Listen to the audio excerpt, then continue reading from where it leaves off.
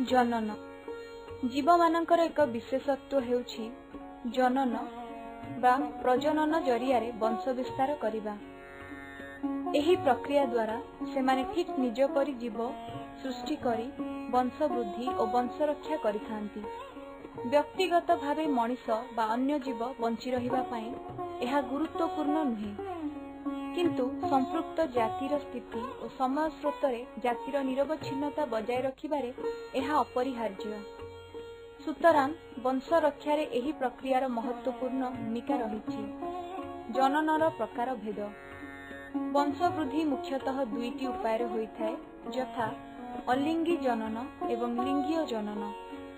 केतेक जीवरे केवल अलिंगी जनन द्वारा एवं अनेक जीवरे केवल लिंगीय जनन द्वारा वंश विस्तार हेउथिबा बेले अन्य केतेक जीवरे उभय उपाय वंश वृद्धि घटिथाय। ता छड़ा बहु उद्भिदरे अंगीय जनन माध्यमरे वंश वृद्धि होइथाय।